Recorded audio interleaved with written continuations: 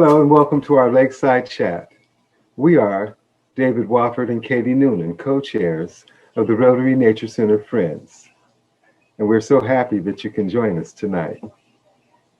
As we begin our program, it is important for us to acknowledge that we are on stolen land, that Lake Merritt is part of Ohlone territory.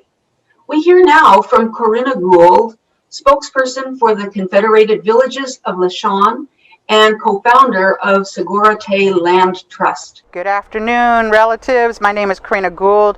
I am the spokesperson for the Confederated Villages of LaShawn. We are here today at what most folks think of as Lake Merritt. We are in the territory of Huichin. Huichin is actually a territory that encompasses 6 Bay Area cities: Oakland, Berkeley, Alameda, Emeryville, Albany, and Piedmont. And so this is a place that my ancestors have been since the beginning of time. And this was a place of abundance.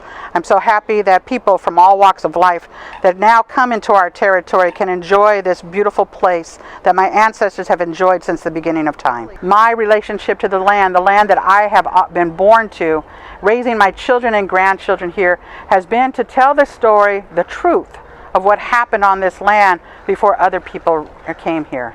I'm hoping that as we begin to learn these lessons of fires in California, the pandemic that's happening, that human beings come back to living in reciprocity with the earth. Thank you, Corinna.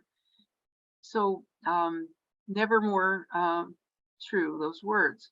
Welcome everyone who's just joining us to Lakeside Chat number 28 with Andrew Alden. We always like to begin our show talking about some of the highlights of the month for Rotary Nature Center Friends. And what a month it has been. It's for such a short one as well. So we participated in with some cleaning up of the shoreline at Lake Merritt, partnering with the Measure DD Community Coalition, Weed Warriors, and some local young people and high schools to clean up the Peralta Park marsh restoration area that was part of the original Measure DD project, Lake Merritt project. So we have been working with Met West High School interns and the California Climate Action Corps. You can see in the lower right left that Joel Peter, who talked to us in one of our previous Lakeside chats about this very marsh, and we'll get that link in the chat. He came by to share a donut and take a look at the good work. We pulled out 25 bags of trash from that marsh area that's been gated off to try to keep trash out over the past year almost. So we also partnered with Skyline High School and the New Voices Are Rising program to do a trash audit at Lake Merritt with the students. Actually, they designed the project and we supported them. And we've been working closely with the Chief Scholars with weekly various kinds of stewardship, including water quality testing. This was a momentous month because Lake Merritt Institute has decided to work with the city to provide more complete data about the water quality in Lake Merritt with a water quality monitoring buoy. And there, in the middle of this slide, you can see the richness of data that will be available for everyone to look at and follow the water quality in the lake throughout the year. So they're going to be opening up their public portal very soon, maybe even tonight. If they do, I'll put it in the chat so that you can go check and see the water quality. This is a combination master chart, but you can also see on the portal dissolved oxygen, salinity, chlorophyll, a variety of parameters that give us a sense of how healthy the lake is as it continues its year.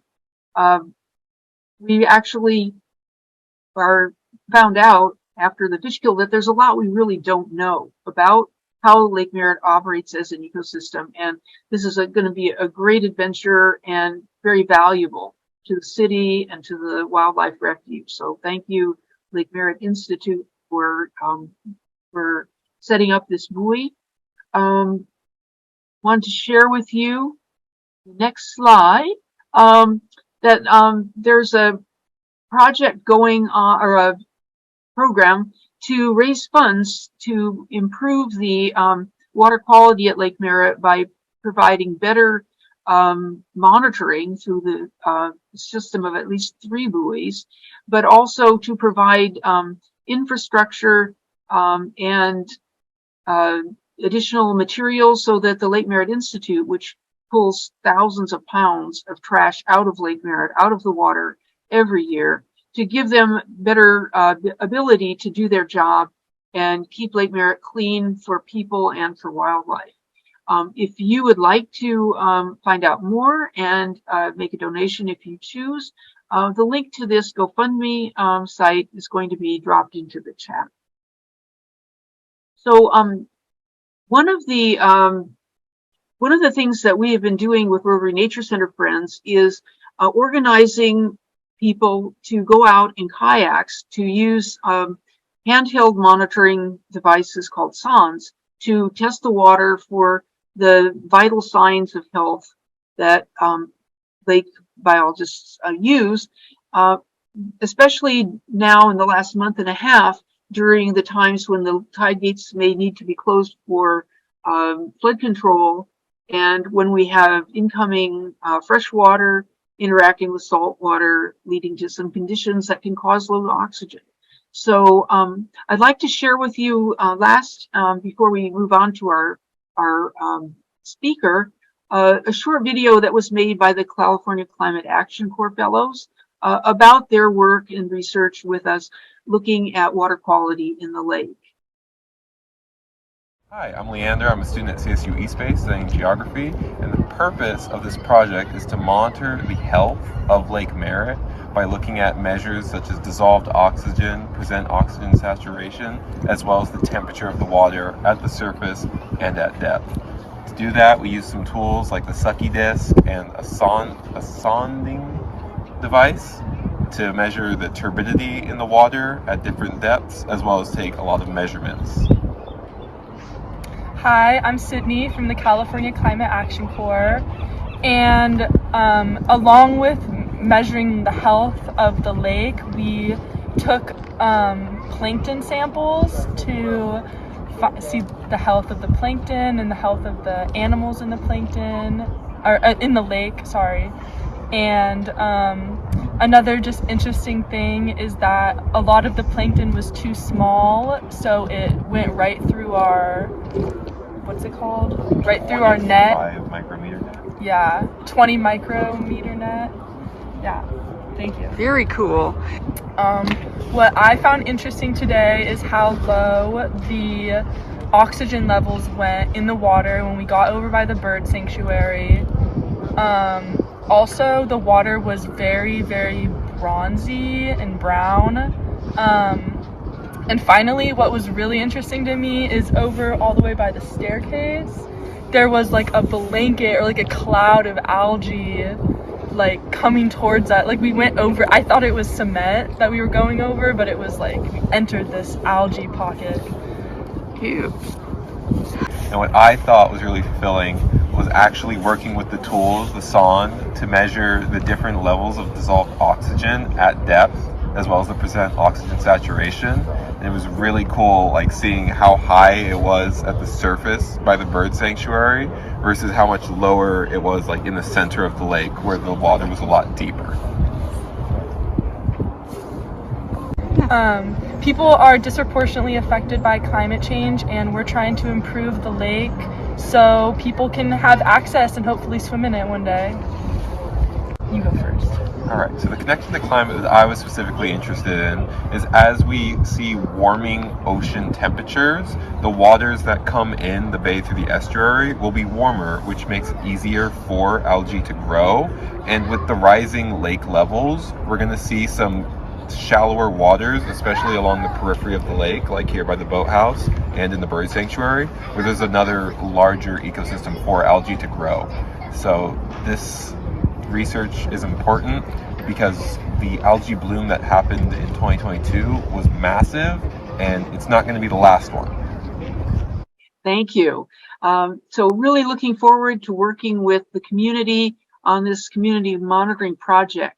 And I think it is so important. So at this point, we're going to introduce and welcome our special guest, Andrew Alden. And good evening, Andrew. Really great to see you. This is nice to be back. Yeah, this is Andrew's second talk for Lakeside Chats. We'll drop the first one into chat where he talked about the geology in and around Lake Merritt. So tonight, he's going to narrow it down to rocks and at Lake Merritt. And I'd just like to mention a bit of information about Andrew. Certainly, I mean, has such a long and distinguished career that I can't begin to go into it all. But Andrew earned his geology degree at the University of New Hampshire and moved to the Bay Area to work in the U.S. Geological Survey for 6 years. I think it's longer than that. He has written about geology for about.com since its founding in 1997. In 2007, he started the Oakland Geology blog, which won recognition as the best of the East Bay, and it's still up there. I mean, it's still at that level of interest and quality. I always look forward to getting it in my email box. You can subscribe. And in writing about geology, he hopes to share some of the useful and pleasurable insights that geologists give us, not just facts about the deep past, but an attitude that might be called the deep present. And Andrew has a new book coming out called Deep Oakland, How Geology Shaped a City. I'm really looking forward to reading that book, and information about that will come in the chat as well. But it's always fascinating. So Andrew, thank you so much for coming and talking to us the second time. Again, we're really looking forward to your talk. Are you ready to take the helm? Sure thing. Rocks of Lake Merritt. I'm happy to be back. Rocks aren't usually what we think of when we think of Lake Merritt, but there are a lot of them, and they're all over the place. And I've got to know them very well because that's one of the things I pay attention to. But let's start with a quick refresher. Lake Merritt is, as we heard during the trivia session, an arm of the sea, an estuary. It's a slough. This is what it looked like in 1857, shortly after the Americans moved in and subdivided, started this little town of Oakland over here and a little town of Brooklyn over there. Notice there's a tiny little bridge, one bridge from one side to the other. The slough was really in the way in the old days. The Spanish explorers didn't like it. The ranchers didn't think much of it. You know, the Americans, if you wanted to go from Oakland to Brooklyn, you had to take a boat, basically.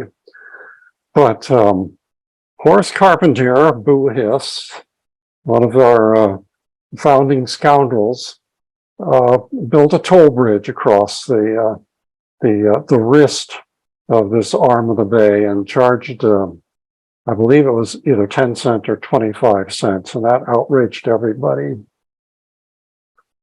He got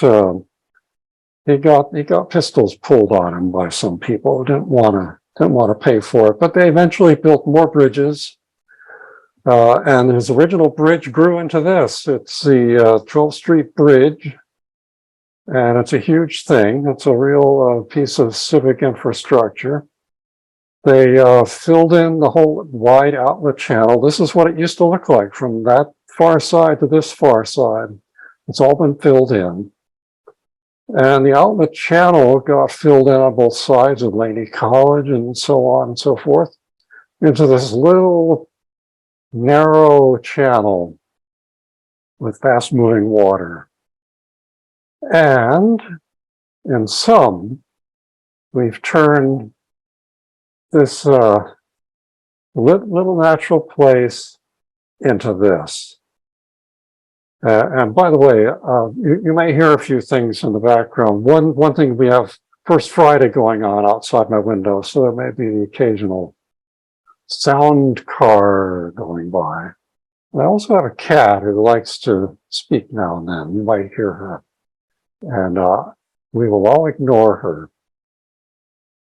Anyway, we brought all these things into where Lake Merritt is today. And among those things, we brought rocks. That's what I'm going to talk to you about tonight. We use rocks in many ways. They have many different jobs to do. And here are some of them. They make very pretty decorative walls. They're decorating things all over town. They also serve as protection. Like here, they do a treasure island, which would be nothing without them. And they hold things up. They hold things down. They serve as traffic control officers. They're very effective at that. Without saying a word, they're very good for that. And of course, they're multi-purpose.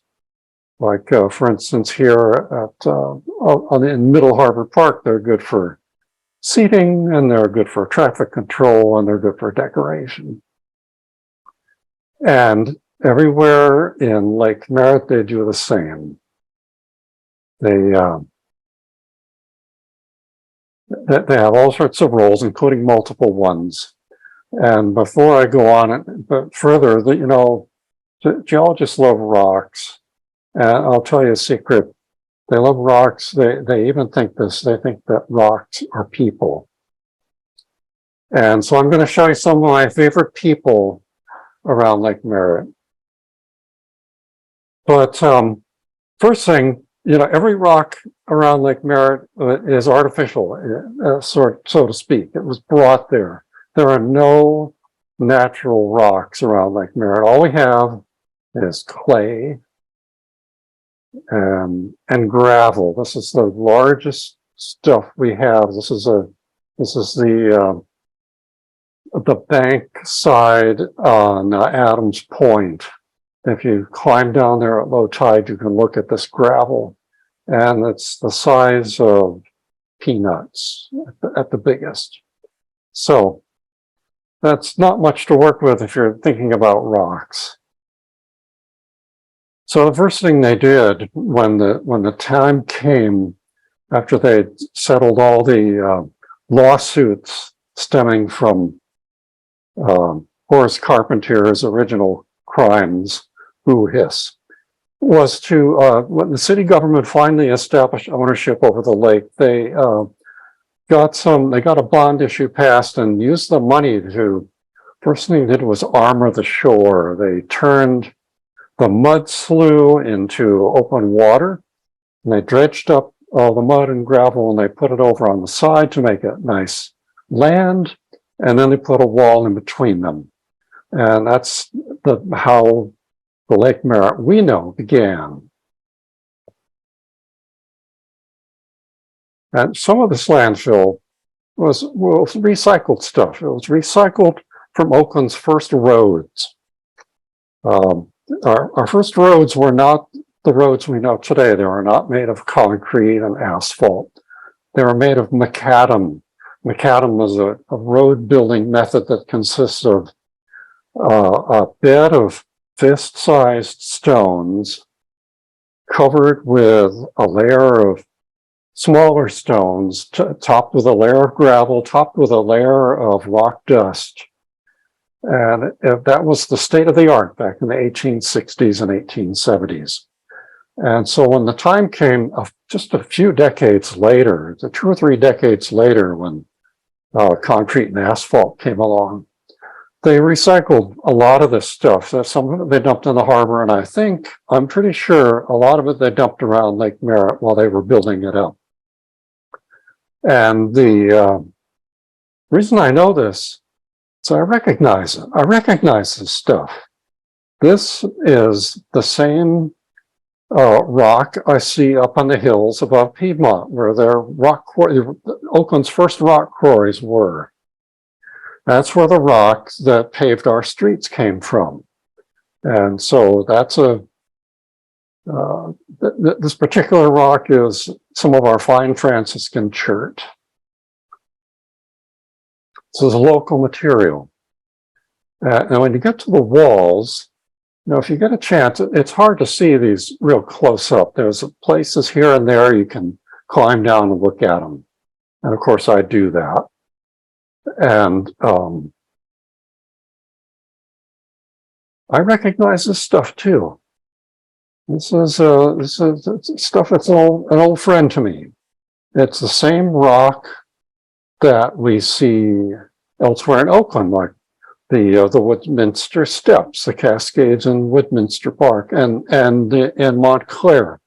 So it's that wonderful Depression era stonework we see from the 30s that has lasted all this time. However, this stuff is not Oakland rock. It didn't come from Oakland. It looks like a lot of Oakland rocks, but it's not. It was brought in by rail from the Sierra foothills, probably area around Ione, on the other side of this Central Valley during the Great Depression, when they had hundreds of men working, and they just brought in a whole bunch of rock and concrete, and they made this wonderful work because they were skilled people who needed the work. And but going back to the lake, if you look at it closely, you can see there are spots where some of it's old, some of it's new, some of it has fallen down, has been replaced, and that's all kind of interesting. So I'm going to take a closer look at this little stretch here. The old wall, if you look at it, there's rocks in it. There's also a bunch of concrete chunks. So this is kind of a mixed, it's kind of a messy wall. I think maybe they faced the outside of it with the pretty rocks, and today they're lying underneath it, under the water. They're also probably lying around it, offshore. But over the years, this old rock is turning into new habitat. It's becoming part of the lake very slowly. It's full of shellfish. You see their broken shells, and it's been nice to see the birds are coming back, and they're hunting for mussels again, and they're finding them. The lake has come back, and it's been great to see it during this last year. So, that's kind of all I know about the history of the walls. It's not a simple history. It wasn't all done at once. And there are some clues like this, and I don't know what it means yet. That means there's more to research. So that's the walls, and let's get into Lakeside Park itself. Lakeside Park itself has lots of boulders lying around. Some of them have special jobs, and some of them just sit there. This is one with a special job, to hold up a plaque. And by the way, look over here on the back, you'll see our monster, the lake monster. And I'm going to show you, over the course of my talk, I'm going to show you 4 different monsters around the lake. Maybe if you've read one of my old blog posts, I talk about 3 of them. There's a 4th one I'm going to introduce tonight. These rocks stand by the entrance on Grand Avenue. I recognize this stuff. It's an old friend. They are Oakland's oldest rocks. They're volcanic rocks. we find up in the high hills of North Oakland and East Oakland, up in Leona Heights. This is the same rock they used to build the Lake Temescal Beach House. It's gorgeous stuff when you get the right specimens. I'm not quite sure where they came from. They could have come from a couple different places. It could have come from the old Leona Quarry, which has a 100-year history, and it produced rock like this, and you'll see it all over town in people's yards and so on. And you can see as it gets older, it turns golden and orange and red, just like the rocks I showed you. And it also might have come from nearby. This is the rocks across Route 24 up below Hiller Highlands. And that was all quarried in the 30s when they were pushing the road through, when they were pushing the tunnel road through. They have been working on this corridor for 100 years and exposing new rock every time. So it may be one of those rocks. And moving around, we have rocks like this. I think this rock is just here to make faces at us. Like I say, rocks are people. But, you know, I recognize this one too. I recognize this stuff. I think it's the sandstone of the Redwood Canyon Formation. It comes from up on the hills. And you'll find it up on the walls of Shepherd Canyon, over the hills of Redwood Regional Park. In Redwood Canyon, actually, that's why they named this unit of sandstone. And here's a boulder, special one, right in front of the Rotary Nature Center. This is my favorite one. My favorite boulder in the whole park. It's also another one of our monsters. As you can see, it's got a head, it's got a kind of a flipper tail over here, maybe a fin, and it's kind of ugly and monstrous, but it's also beautiful. And I recognize this stuff. This is blue schist.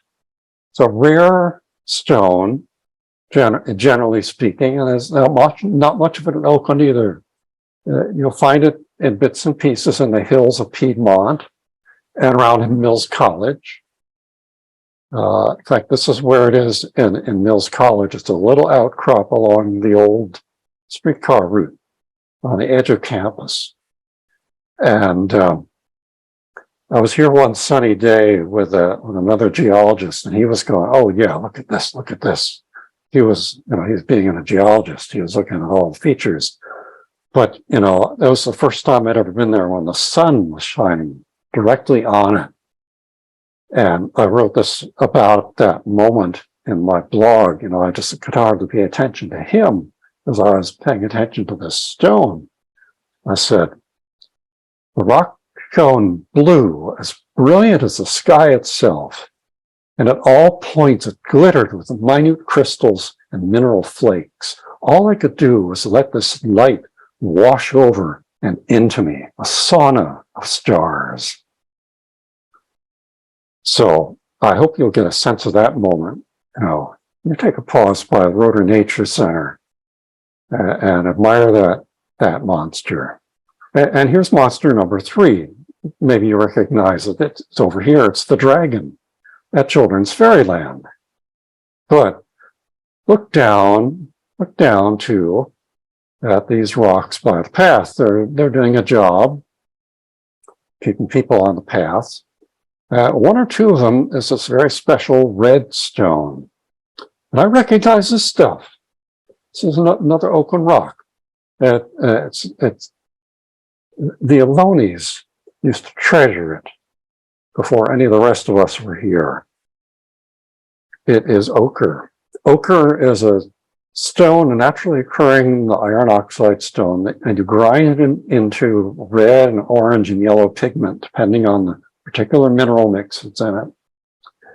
And the California natives, all of them, all the different tribes, used ochre for various purposes. Most commonly to manufacture body paint. That was a very important part of their costume. A lot of the tribes didn't wear clothes at all, and this is, they would wear it on their faces, on their bodies. They would also use it for sunburn control. It's a good sunscreen, and to keep insects off. They used it as a grave good. Some of them, you would bury special people and cover them with ochre. So ochre was a very important trade good among the California native tribes. And Oakland was unusual in having this deposit up in the hills. It's up by Holy Names University. And up there's this display on the grounds. It's got a children's playground in the middle of it, but it shows the raw material in great big boulders.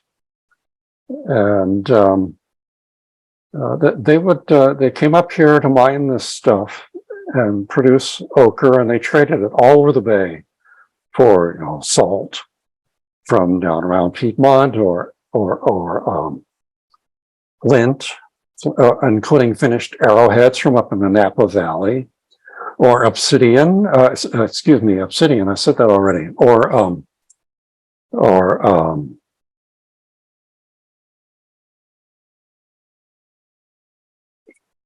The abalone, of course, abalone beads from the coastal tribes, and so on and so on. Wherever anybody made something special, they would trade it with the Ohlonies for ochre. So this is a very cool thing, and it's really cool to see pieces of it right here on our lake. And also down here in front of Fairyland, a few boulders like this. They're green, they're kind of blue-green. And I recognize this stuff. It's serpentine rock. Yes, California state rock. As if you were here for the trivia game, you could have won a prize if you'd said that. California was the first state in the union to have a state rock, 1965. And I think they all have them now. And we still have it. And it's a very cool stuff. There's lots of it up in the Crestmont neighborhood and over the ridge in Serpentine Prairie. Now, you may wonder how all these rocks that I recognize, all these Oakland recognizable rocks, ended up down in Lakeside Park. I think it's because we had an especially enlightened Oakland Park and Recreation Department. I think they recognized these rocks back when they were building out the park during the decades between the 20s and the 50s. I think they just kept an eye out for good boulders as they were doing this job or that around town. And I'm really grateful they did that. And I wonder what they still have, hiding in their back lot in a boneyard somewhere that they're waiting to treat us to sometime in the future. And there are more rocks around the lake. They're not native rocks from Oakland, but I still sort of recognize them. You'll find these kind of ones in any landscaping yard where you can buy stuff for landscaping. This particular rock, this is by the bandstand. It's very good at its job. Its job is to tell you, stand back. Lava rock, like this one, they come from Central Sierra foothills or way up in the California's northeast corner, up around there in volcano country.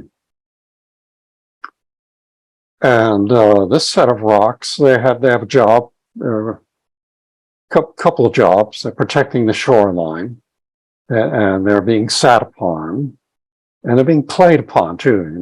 You'll see every time you go there, there's kids jumping around on it. Yeah, all sorts of young people enjoying themselves. They look like sandstone, but they're not. They're really ash flow tough. So it's a volcanic rock. It's a rock that forms during large eruptions around volcanoes like Mount Shasta or Mount Lassen. And then finally, over in Snow Park, not quite Lakeside Park, but it's also over Lake Merritt Park. We have another distinctive set of rocks. I don't quite recognize them, but each one has lots of character. They remind me of the mix of huge boulders found in the canyons of the North Sierra Nevada foothills and those great rivers that burst out of the mountains every spring. And that part of the northern Sierra Nevada foothills is full of mixed rocks of various ages that geologists are still sorting out. And look in the background, there is the fourth monster, that's Makowix, who is a spirit, a creature who lives in the water, and there are a couple of stories preserved about Makowix. And they, when the city remade Snow Park, they commissioned this statue, and it represents all the various sea life that visit us from the ocean up here at Lake Merritt. So there's a plaque there. If you go to Snow Park, read the plaque and enjoy the monster. That's our fourth monster.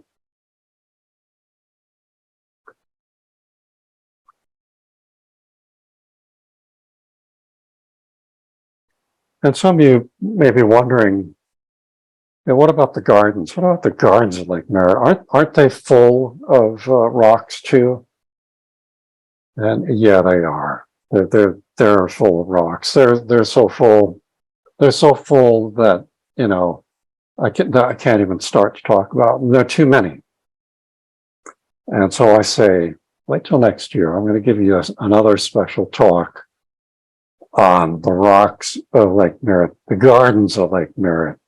They include art rocks, suiseki, they're called. There's a gorgeous rock garden that's has been growing for the last year, and it looks more and more wonderful with each passing season. And I was going there this past weekend on a beautiful day, and I was just overwhelmed. I said, I can't do this. I can't do this justice. So come back next year. Katie, you make a note of that? Yeah. Yes, you're signed up. Yeah, I'm signed up. That would be wonderful. Mm-hmm. Yes. Yeah, we recently took a group of students from let me get this right, the San Francisco Conservatory of Music to the bonsai garden, and just amazed. They were totally blown away. It's just beautiful. The rocks and the plants. Yeah, it's a whole different special way to look at rocks, really up close, not like the ones you just walk by that I've been talking about. And I bring this up each time I give a talk about Lake Merritt. It began 150 years ago like this. It was a muddy slough. It was its own kind of beautiful, and we turned it into this, which is also its own kind of beautiful. And I bring that up because we can do anything we want with it. The Lake Merritt is now under our control. We've taken over it. It's ours. We're responsible for it. And we can continue to remake it.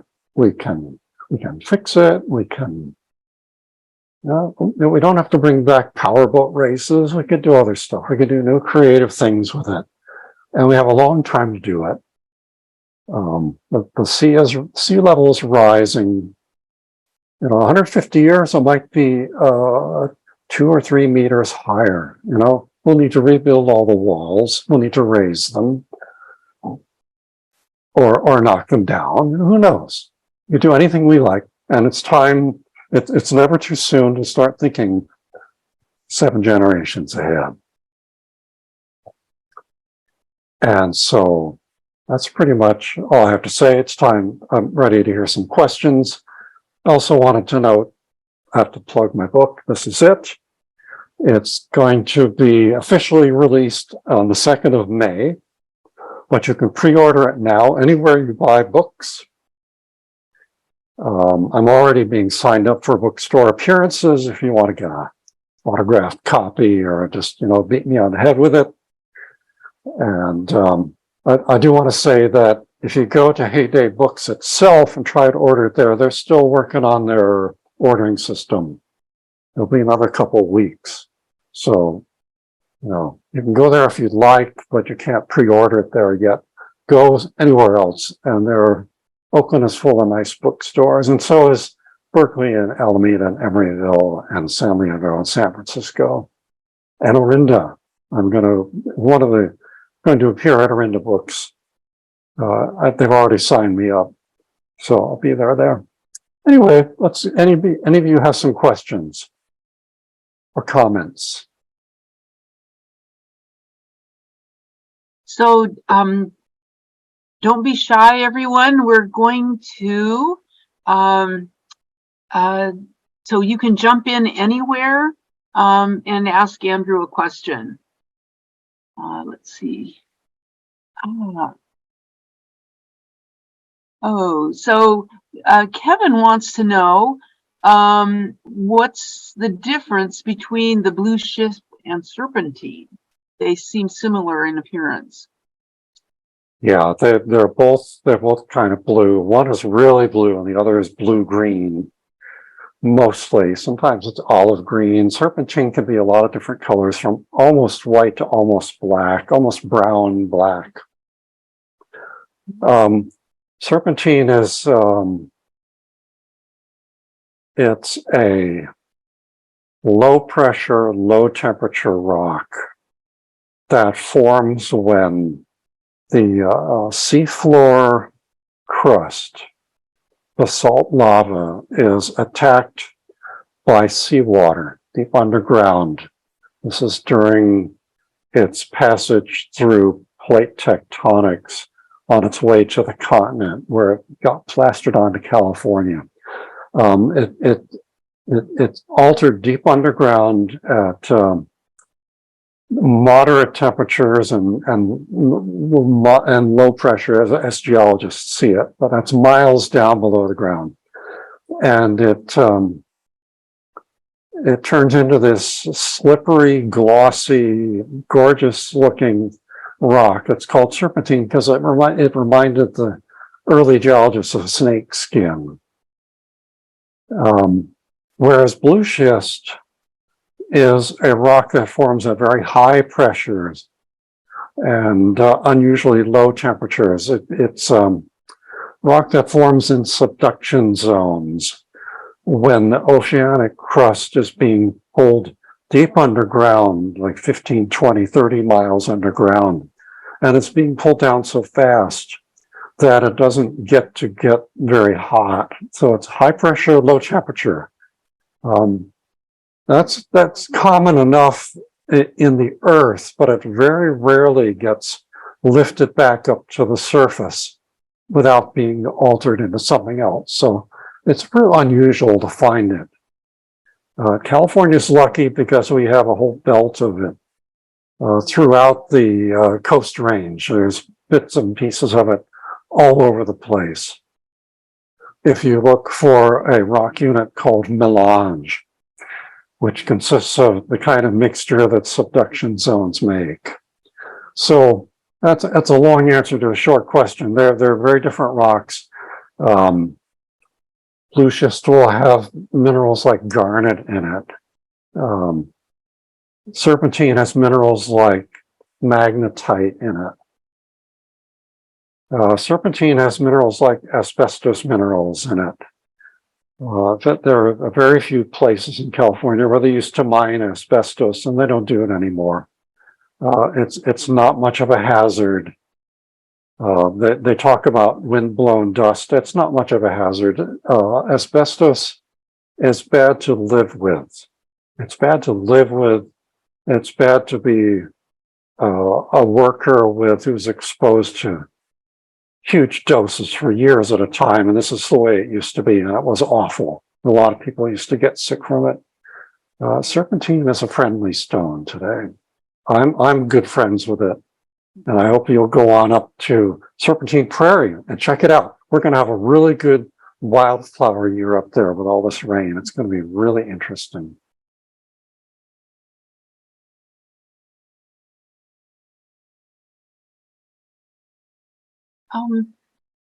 So I wanted to ask you some of your thoughts about the wildlife refuge. You're saying that we can do almost anything to Lake Merritt, and almost everything has been proposed and attempted in some ways. But what about future generations, and what about the Pacific Flyway and those kinds of considerations, and our ignorance really of what's going on ecologically in the bay and the lake? Yeah, well, it's an interesting question. I haven't thought about it, so you'll get a fresh answer from me. We could make Lake Merritt friendlier to wildlife, and they're doing it. There's a few spots here and there where they've pushed the walls down. They're pushing sand and gravel back into the lake, and the wildlife likes it. The birds like it. We know that. There will be spots where maybe it will get shallower and turn into mud flats again. But basically, Lake Merritt is very small. It's a very small part of the scheme of things. We won't save the world from Lake Merritt. Lake Merritt will always be an educational place. It will always be our own civic aquarium. It'll always be artificial in that sense. The big difference for the Pacific Flyway is we've got to save the Delta, and we've got to save the South Bay, and we've got to save the Salton Sea, and we've got to save every other place like it along the way, like Tulare Lake in the Central Valley, Buena Vista Lake, the Sacramento River in the North Bay. We've got to save them all. We've got to save Mono Lake. So Lake Merritt will always be a precious jewel, and it's a wonderful place to become acquainted with all of this wildlife, not just the winter and the summer birds, the land birds and the seabirds, the fish and the sharks and the rays and all the other stuff that Rotary Nature Center series has been highlighting all these years. But like I say, Lake Merritt will not save the Pacific Flyway. We do need to bring as much awareness to Lake Merritt as we can, but it will never be the slough it used to be. And in fact, even when it was a slough, maybe the birds thought differently of it, Maybe they didn't think that maybe there was a different mix of birds back then. I think there were, but who knows? They've changed too. So that's kind of my off the cuff response. But Lake Merritt is precious, and we're not ever going to chase the wildlife away. What will we do? I don't know. Because it's not just a Lake Merritt problem, right? It's you're talking about all these distant places. Lake Merritt is really a canary in the coal mine, or a place where birds converge from all over the continent, and so it is a really precious place where we can educate ourselves about what's happening on the scale that matters to these beautiful animals. Yeah, you could say that. Canary in the mine. It's a place that is strongly affected by human influences. And we really need to keep a close eye on it because it's very sensitive. It's more sensitive than the other places I've talked about that we have to save. Well, it's special. So thank you so much, Andrew. This is Dave. Yeah. Mm-hmm. It looks like we got a couple of questions in the chat. I'm not sure if we caught them. Okay. I don't know. One of them was to speak to the difference between the blue schist and the Manhattan schist. Yeah. And then after you're done with that, maybe you could go into the second, which was to please tell us about the sand on the west side of the lake. The sand on the west side? You mean around the mouth of the lake? I can answer that real fast. I assume it's artificial. I assume they brought it in and dumped it. No, the story of Merritt sand. The Merritt sand. Well, I did that on my last talk, but that's the sand that underlies the downtown. And yeah, maybe some of downtown sand is over there. I haven't gone down and picked it up and sifted it through my fingers. The sand that underlies downtown Oakland is very, very fine sand. It's windblown sand. It's the kind of sand you'll find in an hourglass. It's finer than salt. So if this is what's down there by the 12th Street Bridge, well then, yeah, that's local sand. I can't say whether it is or not. Now, the other question, Manhattan schist. I just happen to have a piece of it right here.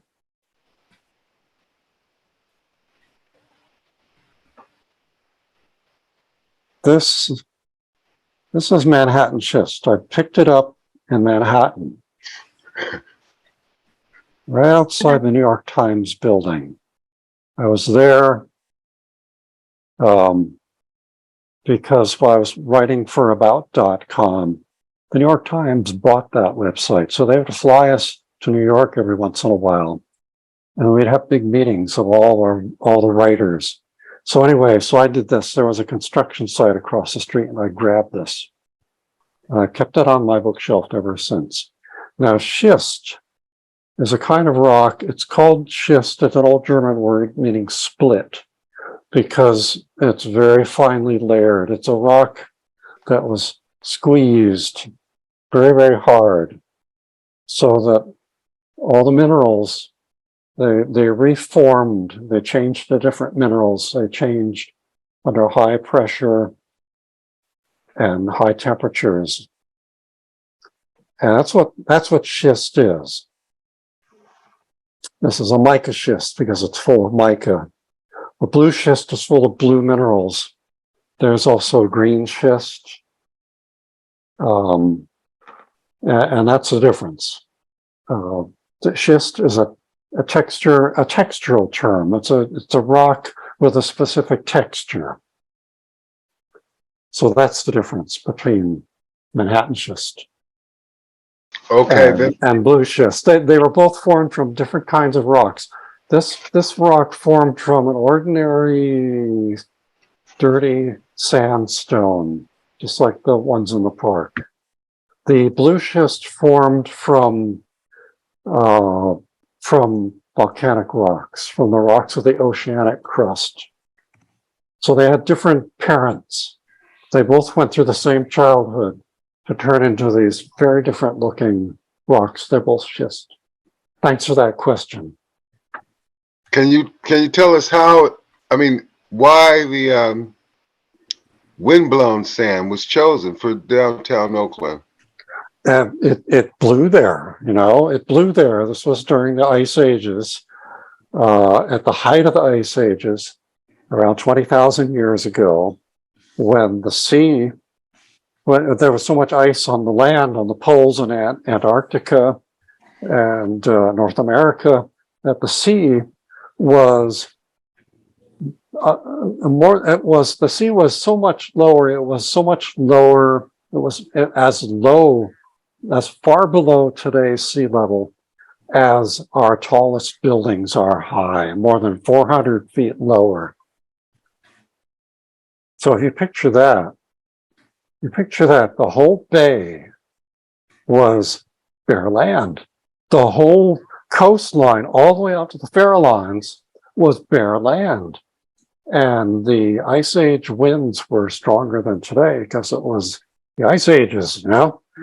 And it blew for thousands of years. It blew sand from that huge area of exposed land straight over San Francisco, where there's still, San Francisco is all sand dunes too, except up on the hills. And it blew all the way over the bay. It blew over here, and it left this big deposit of sand. And that's, you know, you look at, when they go back in the slides here, this whole big area that original Oakland was built on, this grove of oak trees, is on that bank of sand. And the same is true for Alameda, that whole peninsula, and it's also true of Bay Farm Island, down where the airport is. So that's the story. That's the story of the Bay sand. Thank you. Andrew, Yeah. I'd like to take a few minutes to show some closing slides, but would you be able to come back for a few more questions after 8? Sure. Okay. So I'd like to thank everyone for being here, and we're going to continue the discussion in a few minutes, but I'd like to say thank you to some of the people who have made our Lakeside Chat series possible. Okay, so I want to thank everybody for coming, and hope to see you again in April. You'll be receiving an invitation in a week or two, a few weeks. Special thanks to Andrew, the Lake Merritt Institute, Adopt a Spot, Achieve Volunteers, Lake Merritt Boating Center, the California Climate Action Corps, Fellows, and Oakland, and many more. On March 25th, we are planning to do some Adopt a Spot work, and we're going to be changing the time from what it shows here. Yes. So forget about the timing, because we always have one work day at Lake Merritt, and we are going to reserve the third Saturday because we have a special internal meeting, Rotary Nature Center Friends Retreat, on that day. So we pushed the work day to the 25th. But we also want to alert everyone that at the Rotary Nature Center itself, there will be a program called Monarchs and More, Biodiversity on a Milkweed Plant. And that will run from 10 to, okay, I've got to fix this, people. I'm sorry. It's 10 to 11:30. So one moment here while I try to do that. Okay. Yeah, so we are going to be going from 11:30 to 1 p.m. And the program at the Nature Center is going to be from 10 o'clock until 11:30. Yeah. Okay, so bearing with me for that last minute change there. So the two activities will not conflict at all. Then on April 14th, we're going to have our April Lakeside Chat number 29 with Dr. James Costa, professor of evolutionary biology at Western Carolina University, and he's going to speak about his soon-to-be published book about Alfred Russel Wallace, The Revolutionary Life of Alfred Russel Wallace. And so that's, we're really excited and delighted to be able to host this talk in April. If you like what Lakeside Chats and like what we do on our on-site activities, please consider making a donation so that we can improve our program offer transportation to student groups, beginning to do that, and develop our program further. So here's what if you go to our website, which hopefully will be put into the chat, and you go there, you'll find a donation button, and you go there, you can donate by credit card or PayPal. Our programs are rebroadcast on Sundays with the KTOP Channel 10, Oakland City television station. The first two Sundays of the month are for the for archival golden oldies, and the last two Sundays from 6 to 7 p.m. are for this month's talk. I'd like to thank Rob Lamone, our producer, media and videos. David Wofford and I are the co-chairs. Kirsten Furman is art and design. Dr. Janice Lord Walker, Betsy Schultz, I've misspelled her name, sorry, and Patty Donald, and many more people are, and Tony Bald are some of our adult volunteers, and we really couldn't do what we do without them. Here's some photos of us in action. I'd also like to thank at this time the Frederick E. Hart Foundation for Educational Opportunity, which has been very generous to us in helping to bring you these Lakeside chats. Stop my share, and I'd like to thank the Oakland Adopt-A-Spot program and Parks and Recreation for supporting Adopt-A-Spot workdays, and I'd like to thank the San Francisco Elks Lodge number 3 for their generous donation to us this year, gratitude donation of $4,000 to help us do our work. So we're very grateful to all of our supporters who support us in so many ways. Participating in coming to Lakeside Chats is a wonderful support.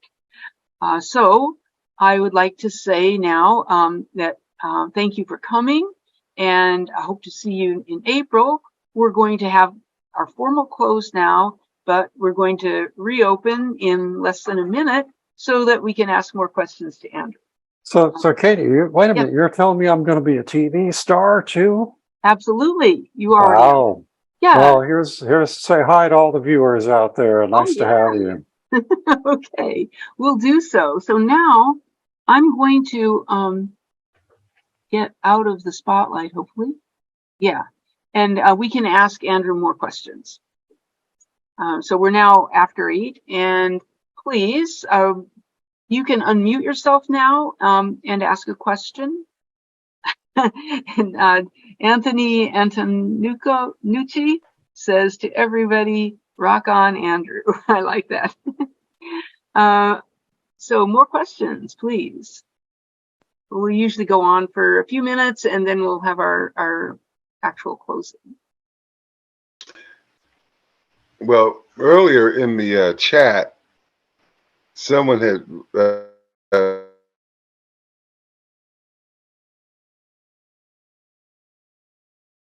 invasive. Oh, yes. There was a question about whether the rocks were invasive. The invasive rocks. Well, fortunately, they stay where you put them.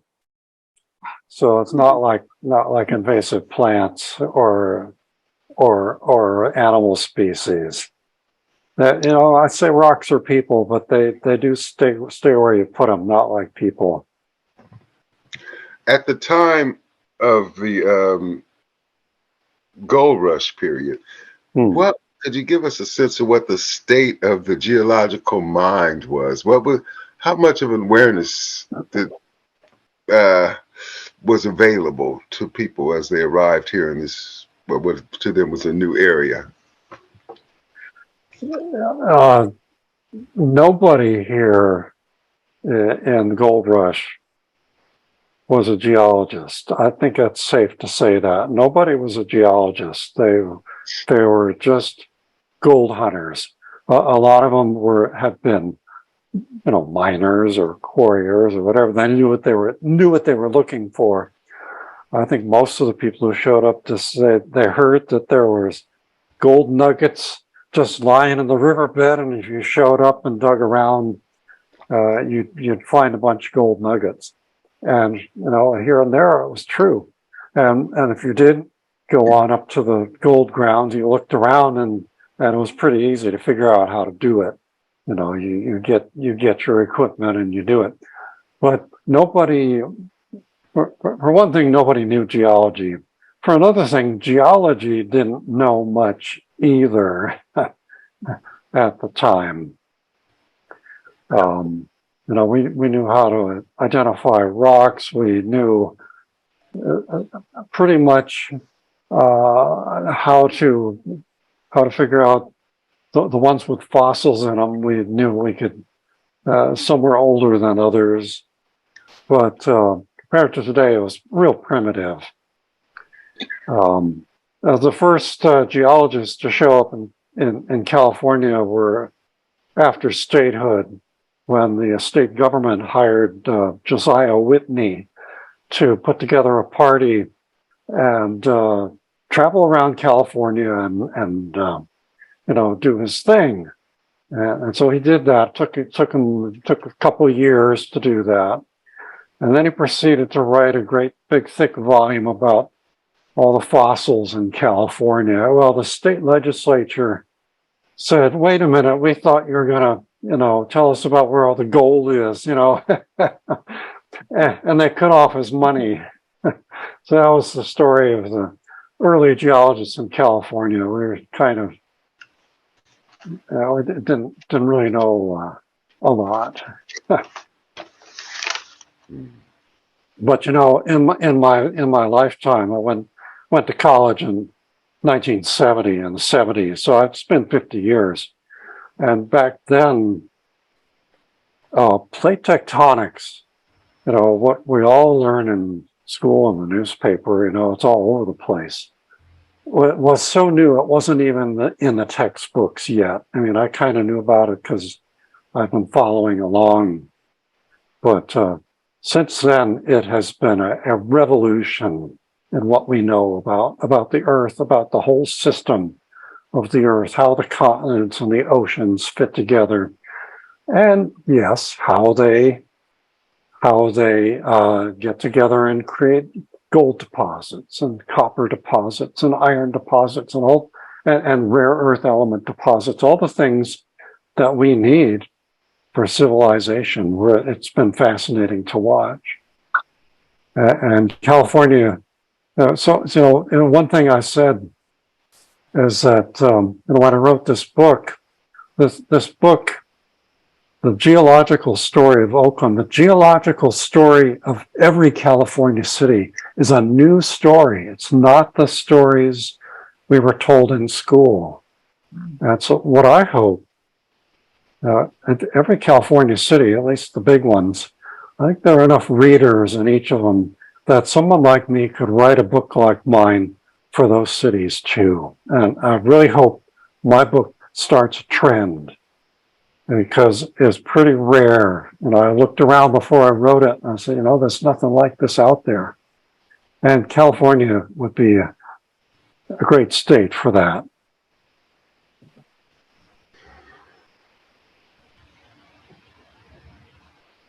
I have a question. It's a wonderful thought. And I look forward to those, having lived in a number of different cities in California. Yeah, it's not up to me. I hope someone does it. I know it's, but I had a question about your thoughts about another very important person at Lake Merritt, and that is, of course, Hank the Pelican. Are you familiar with Hank? Oh, yeah. Mm-hmm. And I didn't learn his name till recently, but I'm glad he has a name. Following on your philosophy that we can do anything that we want, and Hank is reaching her maybe 23rd birthday. Did I say his? I mean her. Yeah, I forgot the Hank was female. I know you did. Everybody does. I do the same. Mm-hmm. Did you want to send her give us your thoughts about having a mascot bird at the lake? and the kind of care and interest she should continue to receive from Oaklanders. You know, in a sense, every bird at Lake Merritt is a pet bird, you know, because we've built this place for them and they've shown up. And the ones who are stuck here, we owe it to them to take care of them. Remember that pair of abandoned ducks over on the north arm of the lake? You know, I've walked by them for, you know, months like everyone else did. And I felt real bad for them because I could tell. We can't just abandon birds are people, you know, and so that's why, you know, we don't have to give them names like we gave Hank or the monsters like or Macoex. It helps to give them names because it helps make them people, but you know, we don't have to name them to think of them as people. If they're stuck here, just like everyone else who's stuck here in Oakland. we owe it.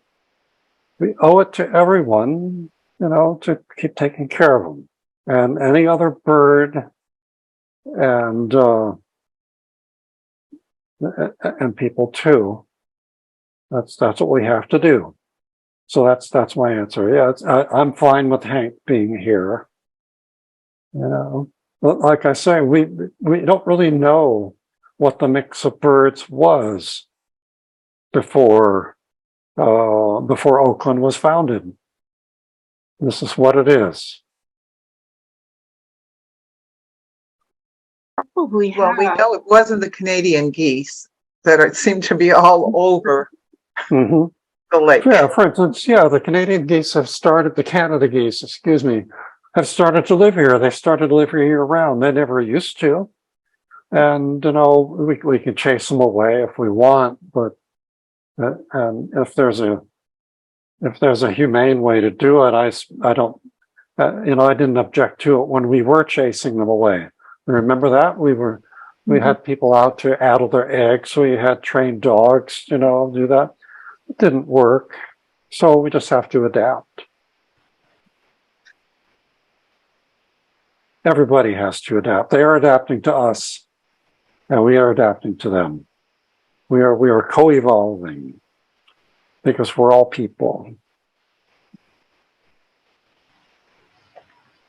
So, I'd like to think that it could be a geese and not just people, but geese, and we still have the respect for them too. So I think everybody should know that Hank was brought to Lake Merritt from Pyramid Lake by the naturalists back in the early 2000s because she has a broken wing that she's not injured anymore. She's just disabled, and that she cannot follow the migratory pattern of her species. And so she's stuck at Lake Merritt, as Andrew said, with no friends most of the year, although lately we have seen some other pelicans come by. But yeah, it's been great. There's like a dozen of them. Not at the moment, but yeah, it was nice to see. Yeah, great to see her have some friends. And so she was. I do wish that poor Chinese goose would get a mate somewhere. You know. I know, it's so sad. That goose is gone. Sorry to say, Chauncey. Oh, really? Yeah. Yes, Chauncey was last seen on January 5th. Wow. First, I thought that he had perished in the big storm of December 31st, but with a picture of him after that. And then there was a goose that was mangled by a raccoon that was subsequently rescued. So it's unfortunately not everybody. You know, clearly, I need to be reading the Lake Merritt Times. The tidings. Mm-hmm. Oh, wait, we have something. Jerry says the bird bones from the shell mounds are a good indicator of the pre-European bird population. And actually, there is a fairly good record of through the late 19th century or 20th century of birds. And in fact, the Lake Merritt, the the Rotary Nature Center area had developed a special bird banding program for diving ducks that was one of the first to describe their migratory patterns and so forth. Yeah, I'm reading an old newspaper, as I do, over on newspapers.com, and it was from the 30s, and they were talking about a banding program. So I was pleased to know it went back that far. And I'm real pleased. Thank you, Jerry, for a real expert who's also writing his own book about Lake Merritt to chime in and correct me. I'll have nothing better than to be corrected, because that means I'm better than I was. Oh, I didn't try to correct you. You got it right. I just was adding something to it. Thanks a lot. Oh, I'm wondering if the advent of home and garden centers has just launched a huge, giant proliferation of rocks coming into town, and rocks that aren't native to places being in places where they wouldn't have been normally. Well, it's funny, I can tell the old neighborhoods because the yards have local rocks in them. Very, very few people actually seek them out. I think I know what they're doing, as they're walking around on the trails or the roadside. They're collecting rocks. People do that everywhere.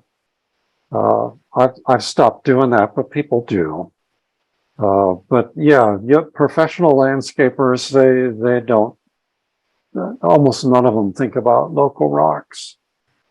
Just like in the geological community, the research geologists, they don't think much about Oakland. They're working on bigger game, So Oakland, it just there's new influences coming in all the time, and wherever it's the same thing in building stone. Some of the old buildings, they have local stones in them.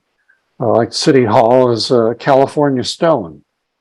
The newer buildings are not. There's stones from Texas. There's stones from Georgia. There's stones from overseas. That's the way of the world.